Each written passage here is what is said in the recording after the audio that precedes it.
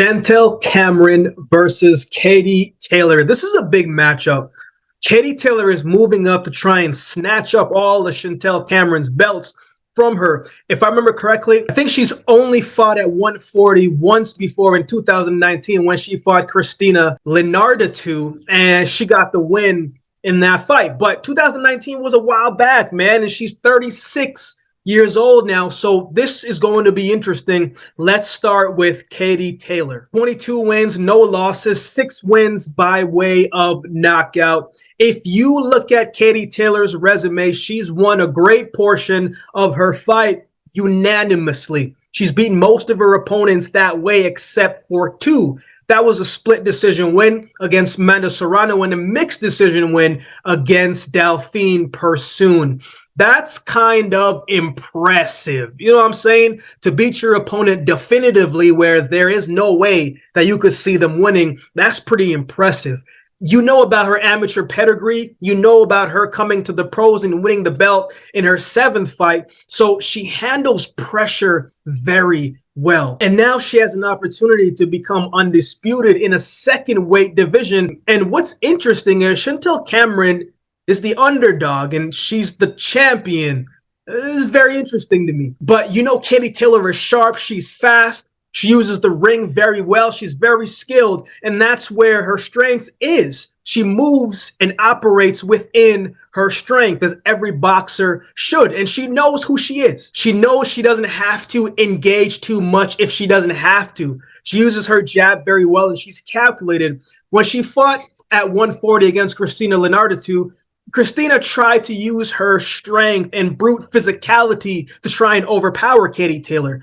Taylor used the ring and her IQ very well, and I was impressed with how she handled the power and strength and size against the bigger fighter. She took some big shots as well, man. Katie Taylor, she got a little bit of a chin on her. I mean, we saw that against Amanda Serrano as well, too. But nah, she can take a shot. But even at 140, she's had success in that division, even though it's been just one fight. However, though, man, she's been in a lot of wars over the years, and there was no bigger war than when she fought Amanda Serrano. And to be honest, I don't think either of them recovered fully from that one yet. I'm talking performance-wise. It was a massive fight for both ladies, and they both left everything inside the ring. After each massive performance, right, usually the next fight, it's not a crazy one. It's not the most exciting one. It's just, you know, a good fight.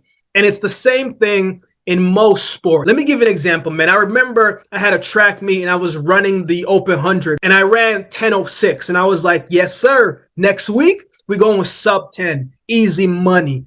But when I got back to training and my body was feeling a little bit off and I was feeling a little bit tired, and I didn't run sub 10. I think my next race, I think I ran like 10:1. I went backwards a little bit. When you hit certain peaks and you have to dig deep and you've pushed your body through a certain threshold, you're bound to have a down performance. It doesn't mean down as in terrible, but it's not going to be the magnitude of where you once was. And I thought in her last fight, that's how I felt about it, right? She didn't fight badly by no means, right? It's not what I'm saying or anything like that. I just thought she fought safely and she did what she needed to do to win the fight. It was a dominant win. It was a dominant performance, but it looked like sometimes to me that she was just going through the motions, right? Carbajal is just not on the level of Katie Taylor, but she fought her tough. Katie's speed, her accuracy, foot placement, and IQ in the ring right now, man, she's operating at an elite level. She always comes in great shape physically, and if we learned one thing from her fight against Amanda Serrano is how tough she is. She surprised me with that. I didn't think she was that tough, right? I didn't think she had that level of toughness in her. But clearly I was wrong because she absolutely does. Like, she is about that life, right? She's durable, in great physical shape, well-conditioned, strong-minded. She's resilient, and she could take a shot. Serrano popped her with some tough shots, and she was stumbled, but she didn't fall.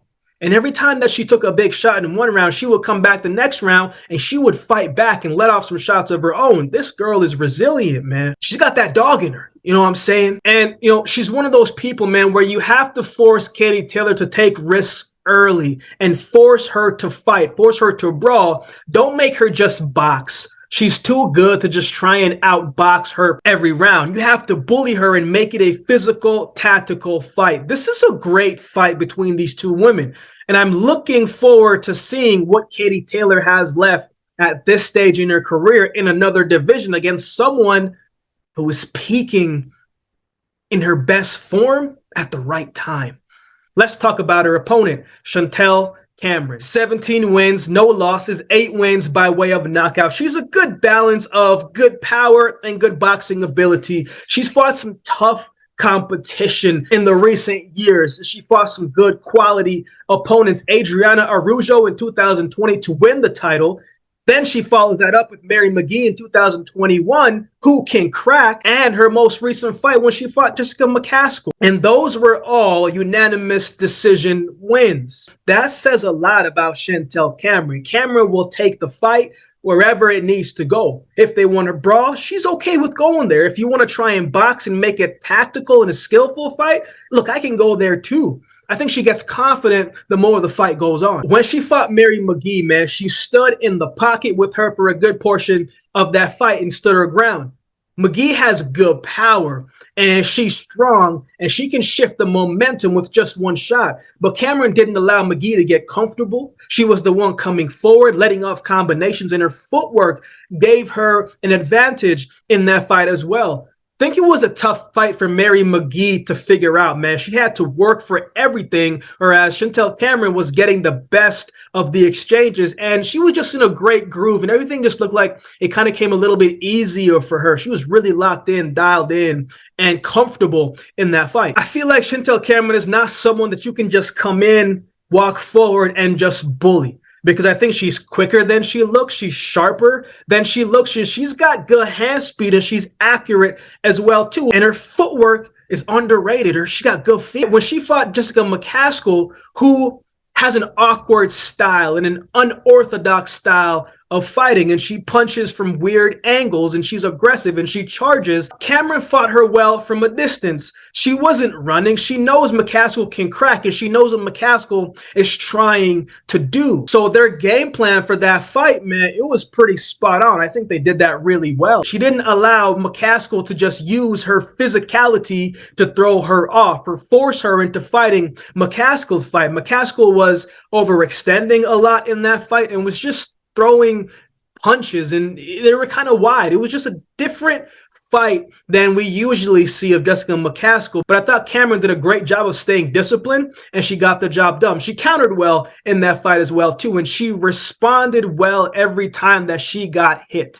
That was a great fight for her. And as I said, this is the right time for her to be fighting as good as she is, because Katie Taylor, you can't just be good when you're fighting Katie Taylor. You have to be better than good, especially in Katie Taylor's home country. So who wins? This is a tough one to say, right? You know what Katie Taylor is about. She's probably quicker than Cameron, a bit more accurate than Cameron, but she isn't the biggest puncher. And I don't see her getting more power at 140. Cameron is very skilled, on the other hand. She's the bigger woman and she moves light on her feet as well too. And we know that she can box. Stylistically, it's tough for both women. But the other part too is, and we cannot ignore, is this is in Katie Taylor's home country. Hometown feel, hometown crowd. This is how I feel, and I could be wrong. I guess we'll see on that night. Cameron will either need to stop Katie Taylor or make it so clear that she is dominating the fight, and then she may be able to get a split decision win. I just don't say unanimous decision win for Chantelle Cameron. I really like Chantelle Cameron, man. I think she's solid. I think she's a great fighter. She's a great champion, but I don't think she wins the fight. With her size and her skill, she can hurt Katie Taylor, maybe even frustrate Katie Taylor, impose her physicality on Katie Taylor. She can do all of those things, but I just don't think it will be her night, man. I think Katie will play it safe, hide behind that jab. She'll use the ring very well, use her IQ and her experience, and I mix that with the hometown crowd. It's hard to lose at home. And if you've been watching boxing long enough, man, you know exactly what I'm talking about. I have Katie Taylor winning this fight by decision. What are your thoughts on this fight? Who do you have winning? Let me know in the comment section below. If you would like to support the channel, there's a couple ways you can do so. You can like, comment, share, and subscribe to the channel. If you would like to support by way of donation, you can find options in the description below. Also, my Cash App handle will be on screen as well. Any amount goes towards the growth of this channel and will be greatly, greatly appreciated. We recently just started membership on the channel. I don't always get to do all of the suggested videos you guys share in the comments, but if you become a member, those suggestions rise to the top, and I will do my best to get those done for you that week. Or if you just like to become a member just to support the channel, man, that will be greatly appreciated as well. So if you've been watching the video this long, do me a favor and subscribe to the channel, and we'll definitely see you next time.